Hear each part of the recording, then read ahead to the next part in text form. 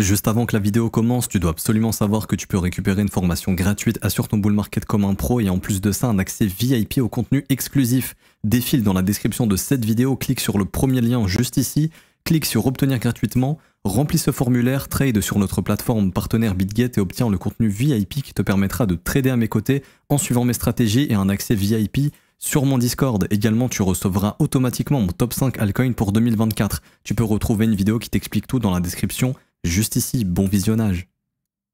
Bonjour à tous, j'espère que vous allez bien. On se retrouve pour le brief du mercredi 11 octobre 2023. On fera un point Bitcoin et Ethereum exclusivement aujourd'hui. Ça bouge enfin un petit peu. On va pouvoir parler de tout ça. Juste avant que la vidéo commence, je vous invite à mettre un petit pouce bleu et à vous abonner si ce n'est pas déjà fait. Ça récompense le travail qui est fourni et à activer la cloche pour être notifié des prochaines vidéos. Alors, du coup, le BTC qui est enfin venu récupérer les stop-loss sous ses plus bas ici. Donc on en avait parlé hier. Si le prix perdait cette zone ici qu'on avait identifiée, on reviendrait vers les creux. Ok.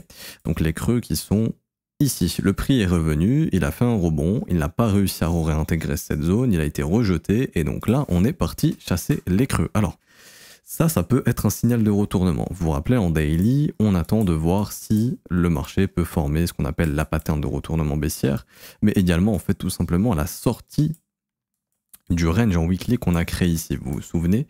Hop, je ne l'ai pas ici, je l'aurais peut-être là. Voilà, ici. Là, vous voyez, c'est notre range weekly. Si cette bougie ou la bougie de la semaine d'après ferme sous le plus bas de la bougie de la semaine dernière, on aura un signal sur notre indicateur, un petit triangle orange probablement, au rouge, je pense que ce sera orange, et c'est ce qu'on appelle une pattern de retournement, donc très généralement ça forme un sommet, ok. On a comblé l'imbalance en weekly, il n'y aurait plus rien à combler, donc les prochaines zones à combler seraient au sud, et donc si on se retourne ici, pour moi il y aurait de grosses probas d'aller sous les 24 700 $ par la suite, et de se diriger dans la grosse zone weekly entre 22 500 et 24 600 $, qui sera d'ailleurs une excellente opportunité pour une personne qui souhaite acheter du Bitcoin sur le long terme, puisque ça correspondra à un prix de production inférieur au prix de production qu'on aura post-halving, enfin un prix qui sera sous le futur prix de production, donc ce serait une méga opportunité. Il y aura peu de chances qu'on soit sous 22 000 $ après l'halving du Bitcoin, donc choper du Bitcoin entre 24 et 22, c'est vraiment une bonne opportunité si on pense post-halving, donc après avril 2024. Mais ça sera un signal de retournement, donc le prix pourrait revenir ici. En daily, ce qu'il nous faut là, c'est une clôture sous ce niveau, donc là je sais que c'est compliqué à voir, j'ai beaucoup de trucs, voilà. Une clôture sous le plus bas de la bougie la plus haute, ok. Donc là, si on clôture comme ça sera confirmé, il y aura un signal de retournement qui pour moi marquera, je pense, le top. Ici, il y aura même la structure baissière, hein. Tac, le M-top ici, et donc il y aura de grosses probas d'avoir le retournement. Donc ça, ok. Deuxième hypothèse, si jamais ça clôture pas et que ça ne confirme pas, vous vous rappelez, ça c'est un range, ok. Donc là il y a ceux qui vont essayer de trouver l'achat ici, c'est-à-dire on est venu chasser les stops, le prix réagit comment? Pour l'instant ça consolide, on a de la bougie vectorielle, donc il y a eu beaucoup de volume, donc on sait que les stops ont été déclenchés. Donc là j'ai déjà vu tout à l'heure avec les élèves que si on clôture au-dessus de cette bougie ici, au-dessus des 27 121 $, on aura probablement un setup de retournement pour jouer un rebond. La première zone, pour moi, ça serait grosso modo le rebond, je dirais, si vraiment le rebond est faible, hein, entre 27 280 et 27 360. Si le rebond est un peu plus fort, il y a une zone ici qui m'intéresse au-dessus des 27 700 $. Si jamais ce n'est qu'une simple déviation de range, rappelez-vous, après une déviation et réintégration, le marché peut totalement revenir dans le haut de range et faire une déviation haussière. Donc c'est pour ça que si jamais en cas de retracement, j'ai des zones de short qui m'intéressent, comme ici, comme potentiellement ici et ici.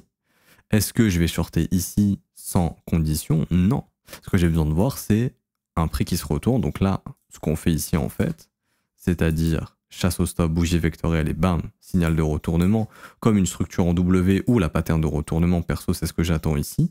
Je l'attendrai en fait ici ou en cas de déviation plus haut. Vu que je ne lis pas l'avenir, je ne sais pas où est-ce que le prix peut s'arrêter, j'ai besoin d'avoir des conditions, idéalement une zone de rechargement de short ou une imbalance qui est une zone de vente quand elle a été créée par un mouvement baissier, donc là en l'occurrence ce serait ici, ou des stops qui seraient chassés, donc là il y a beaucoup de stop loss, donc j'aimerais bien, plus une bougie vectorielle qui m'indique qu'il y a du volume, donc il se passe quelque chose. Quand il n'y a pas de volume, c'est que généralement il se passe rien. Les actions de prix intéressantes se font lorsqu'il y a du volume. Par exemple, vous prenez ici la chasse au stop, il y a eu bougie vectorielle, donc là vous voyez il y a un pic de volume, là il s'est passé un truc. Et derrière, il y a une grosse mèche, donc tout ça, ça a été vendu. Donc on sait qu'il y a des gros qui se sont servis de tous ces stops pour peut-être prendre des profits sur leur longue ou carrément entrer en short. Ok. Donc c'est pour ça que j'ai besoin de voir ça. Tout comme ici, quand on est venu chasser les stops, il y a eu beaucoup de volume ici. Donc là, il y a des gars qui en ont profité probablement pour acheter.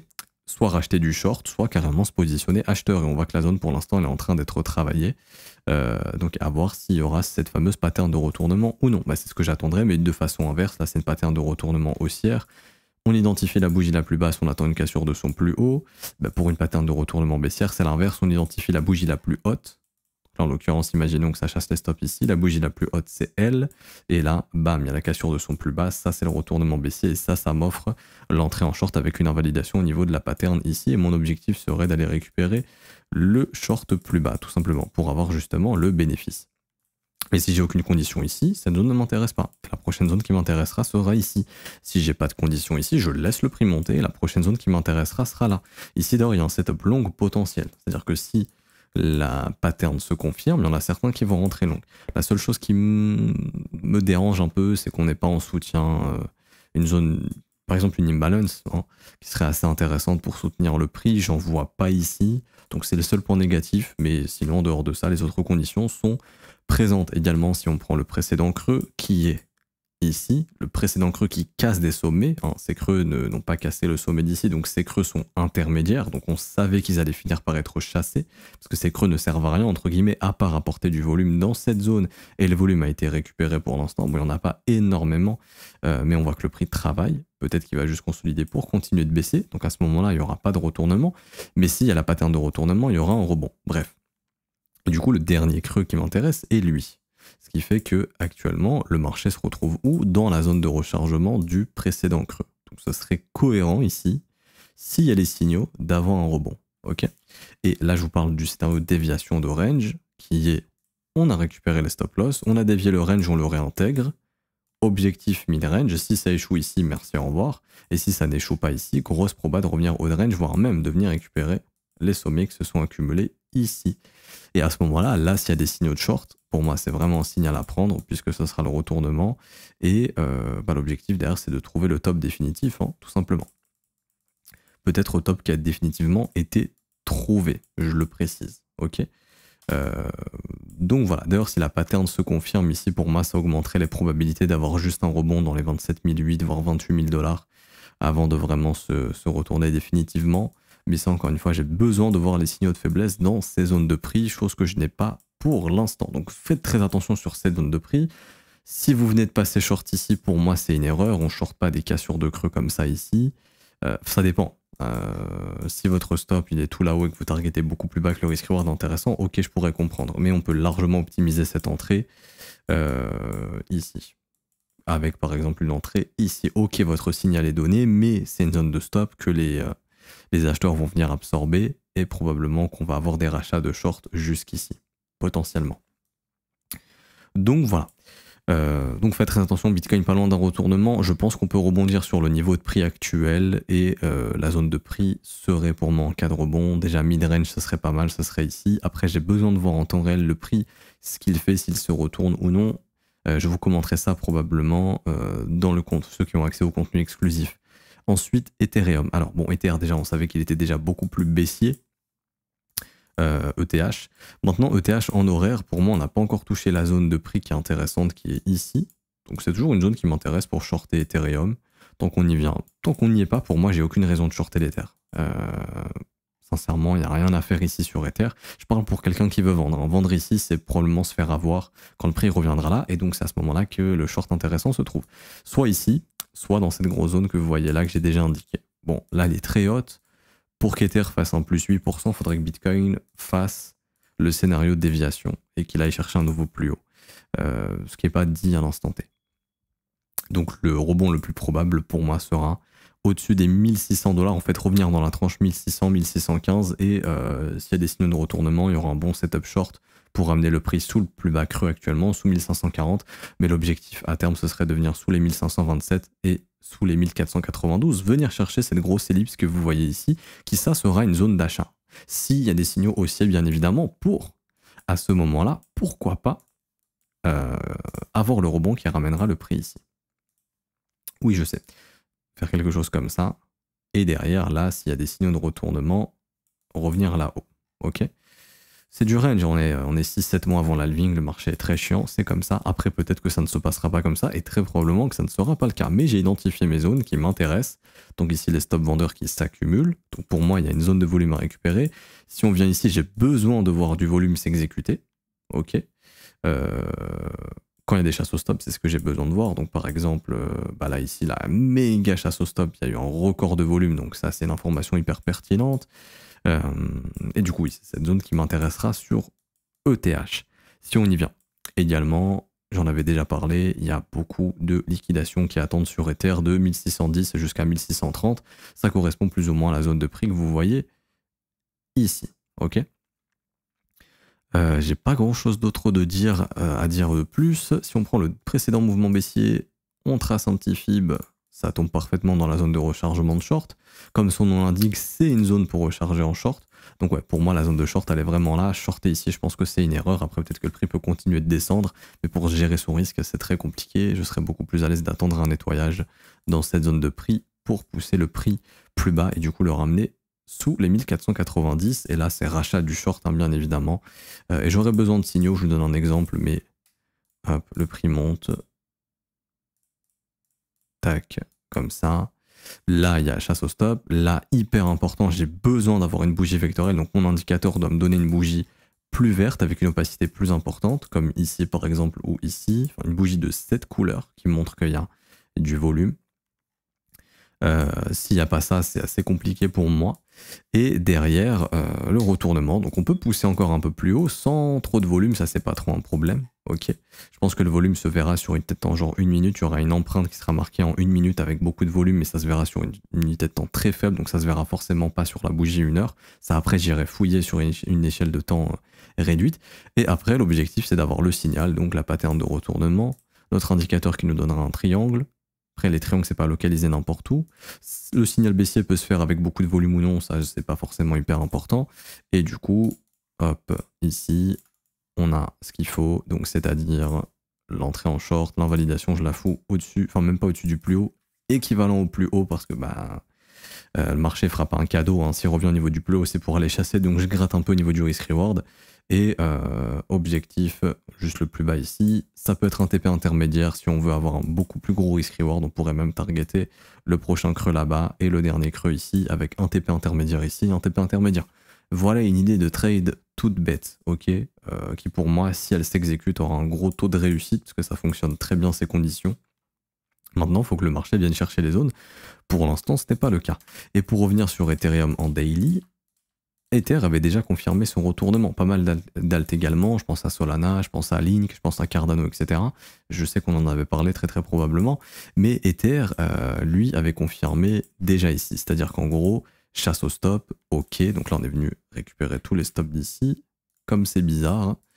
Comme d'hab, hein, c'est dans ces zones de prix qu'on peut récupérer du volume pour une smart money qui voudrait short ou simplement vendre ses longues, et derrière on casse le plus bas de la bougie la plus haute ici, retest, donc pour certains l'entrée en short est là, invalidation au niveau des plus hauts, objectif récupérer les plus bas, mais en tout cas Ether avait déjà confirmé son retournement ici. Donc Ether était plus baissier, Bitcoin n'a pas encore confirmé le retournement lui, ça j'en avais déjà parlé, et c'est pour ça que Ether, court terme, la zone pour moi comme je vous ai montré, c'est au-dessus des 1600 $, donc de 1600 jusqu'à 1620 on va dire. Et si vraiment Ether pousse plus, donc ça veut dire que Bitcoin probablement fera une déviation de range au nord, donc à ce moment-là, ça sera la zone des au-dessus des 1675 à 1695 $. Donc si ici il n'y a pas de signal, ma prochaine zone de short se trouvera là-bas, tout simplement, sur Ethereum. Voilà, vous savez un petit peu tout sur Bitcoin et Ether, donc vigilance, ça peut fortement rebondir ici puisque c'est une zone dans laquelle on a énormément de stops qui viennent d'être capturés. C'est un bad range, si on réintègre, pour moi ça pourrait donner un signal de retour mid-range, voire carrément de retour haut range, donc il faudra voir un petit peu les signaux de force qu'on a sur la montée et des signaux de faiblesse. Il y a des signaux de faiblesse dans cette zone, pour moi ce serait un bon short. Maintenant, il faudra voir ce que décide de déclencher le marché. J'ai pas plus de choses à dire, donc je m'arrête ici pour aujourd'hui. C'était une update rapide pour vous tenir au courant. J'espère que ça vous aura plu. Si c'est le cas, n'hésitez pas à laisser un petit pouce bleu, à vous abonner si ce n'est pas déjà fait. Également, vous pouvez avoir la formation gratuite et son contenu VIP, donc des vidéos exclusives, plus des trades en direct qu'on poste dans le Discord. Donc là, par exemple, ce genre de trade ici, les VIP y auront accès. Et quand le setup se présentera, s'il se présente bien évidemment, et d'autres setups qu'un élève avancé qui collabore avec moi a d'autres stratégies sur des unités de temps plus courtes. Donc là, c'est des setups qui durent 1 heure, 2 heures, 10 minutes des fois, qui sont aussi postés dans le Discord. Et si vous souhaitez vous former à mes côtés quotidiennement, tous les matins, ça se passe dans l'école avec une formation de 19 heures qui est déjà tournée, avec des cours écrits en support de cette formation vidéo. On vous apprend tout sur l'analyse technique, l'analyse fondamentale, comment acheter au bon moment, vendre au bon moment, créer vos propres stratégies, connaître la psychologie, connaître l'order flow. Il y a tout ça dans cette formation, elle est complète, il y a absolument tout, plus mon suivi quotidien tous les jours, où ce matin avec les élèves on a vu quelques setups sur les alts. Je pense qu'on aura peut-être un ou deux qui sera partagé pour les VIP également. C'est gratuit hein, pour être VIP, je vous explique tout dans la vidéo en description, ou sinon je vous ai tout expliqué dans l'introduction de cette vidéo également. Vous avez aussi accès à la formation gratuite, bien évidemment, pareil, le lien est en description, mais je vous ai expliqué ça aussi dans l'introduction de cette vidéo également. L'abonnement commence à 49 € par mois pour l'école, et sans engagement, vous pouvez l'annuler quand vous le souhaitez, et également tout est dispo en rediffusion si vous n'êtes pas disponible quand les briefs se passent, qui sont généralement le matin, vers 9 h du matin. Et vous avez aussi des offres 12 mois, 6 mois, 3 mois qui ont des réductions actuellement. Il y a 36% de réduction sur l'offre 12 mois, donc n'hésitez pas à en profiter. Et vous aurez donc un accès pour l'école pour une durée de 1 an avec mon suivi quotidien tous les jours du lundi au vendredi, plus le week-end, mes collègues qui sont présents dans le Discord et les élèves avancés également et moi-même également. Je vous souhaite une bonne journée, on se retrouvera donc demain ou vendredi. Ciao ciao.